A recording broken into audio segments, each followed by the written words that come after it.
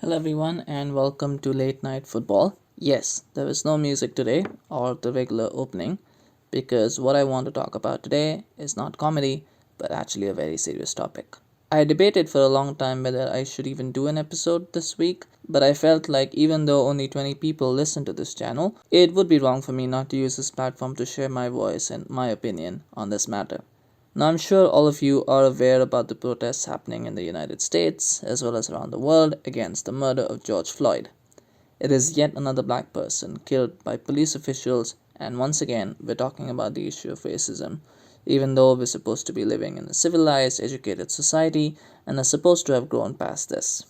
Now, of course, this isn't a political channel, and I don't live in the United States, so I'm not going to make any political statements here about the situation, although I will state that despite not being black myself, I completely support members of the black community and all others who are engaged in peaceful protests against this issue and will do everything in my power to speak out against racism and discrimination in all its various forms.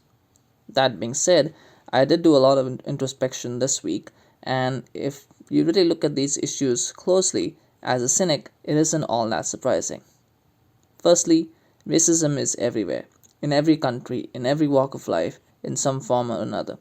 Whether that's in the streets, pubs, restaurants, workplaces, stadiums, it doesn't matter. There's a myth that it only exists in Western countries or developed nations, but no, it exists everywhere.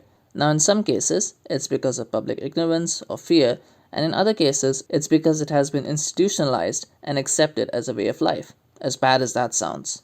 Now, on this subject, football isn't immune.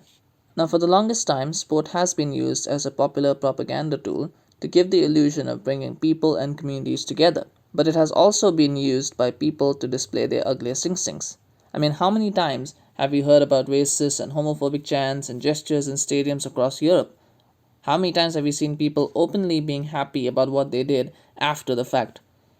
And what have UEFA and FIFA done in response? There'll be stadium bans, fines, but they're never severe enough to stop people from doing it again.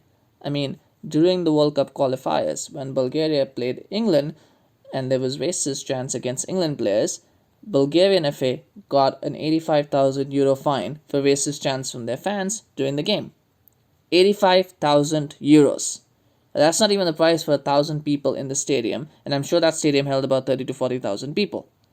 This has always been a big complaint that at the end of the day, you can have all these messages, you can have all these slogans and everything else, but when push comes to shove, measures don't go far enough to tackle these issues.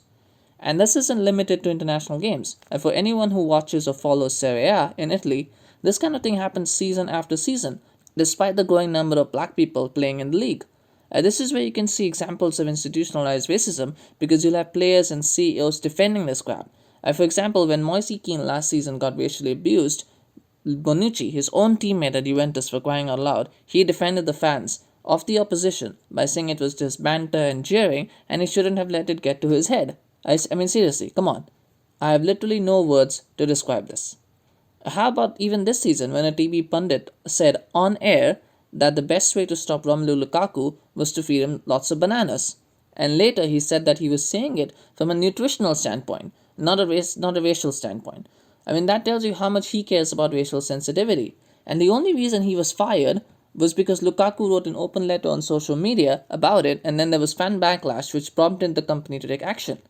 I mean, these are just the high profile cases. There are plenty more that you can find just in the last 2 years that probably haven't gotten as much attention in the international media, but they still keep on happening. And it never stops. It just keeps on going on and on and on.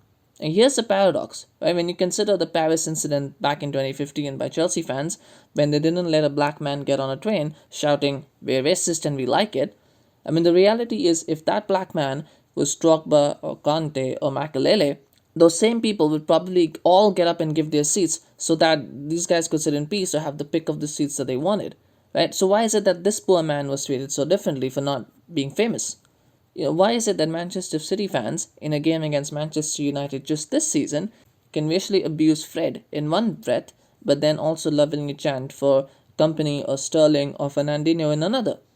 And by the way, the same Man United fan base has fans who racially abused Pogba and Rashford this season for missing penalties. So there are no saints there either. But every time it's the same minority, not majority argument, which, by the way, does not seem to be considered by those same people who will turn around and then say that terrorist acts committed by a few stupid people is justification to demonize all Muslims, or that violent crimes committed by a few idiots is justification to treat black people as criminals everywhere. There's never any introspection as to why it happens or what can be done to mitigate it in the future, aside from some cliched statements, some fines, bans, which, in my opinion, actually makes these people feel like their speech is being stifled even more, as ludicrous as it sounds, and then it provokes an even bigger reaction the next time. So, ultimately, these actions are not actually addressing the issues at their core, they're sort of a way of brushing it aside as isolated incidents. And yet, the players are not allowed to take a stand. We say to them, don't walk off the field, don't react to them. And after this, I have thought, why not? Why not walk off the field? Why not end the match or let the team play on with a numerical disadvantage? Because ultimately, that's when it's really going to hurt people in charge, when money gets involved, when revenues are threatened. Because if an entire team walks off during a match, fans who paid to see the game lose their money or sue for refunds. TV broadcasters will lose revenue because there's no game happening, and that's really when serious action will be taken. Because if enough black players take a stand, there's a really powerful voice there that cannot be ignored. And when that happens, then the money will stop, and that's when companies will be forced to take action. Because at the end of the day, that's really what matters, right? It's not about people, it's about money. Now, keep in mind, I'm not actively advocating for games to be stopped here or for football to suffer. But at some point, actions need to go beyond just petty fines or empty statements or patronizing gestures. I mean, if the money men know that their revenues are going to be threatened, then I will force everyone to be more stringent against these type of incidents and be more mindful that it is not okay to do this or to stay silent while someone else is doing this. That, I think, is the key to solving this issue. In the longer term, we need to have more education about this topic. We need to teach children from a very young age why it is not okay to discriminate someone on the basis of color, religion, or ethnicity, why it's important to be respectful of everyone's cultures, and why it's actually beneficial to connect with people from different backgrounds, which I don't think we do enough of. There's always why you shouldn't do this, but maybe if we change the conversation to the positives, children especially would be more receptive to understanding. And really, that's where change has to start, from a young age. And we have to do this together. The onus doesn't fall on any one person or group or race. This is everyone's responsibility to encourage anyone and everyone that they know on this topic. It may not seem worth it, it may seem futile, but believe me, it's never a bad idea to do the right thing. Anyway, that's it from me today.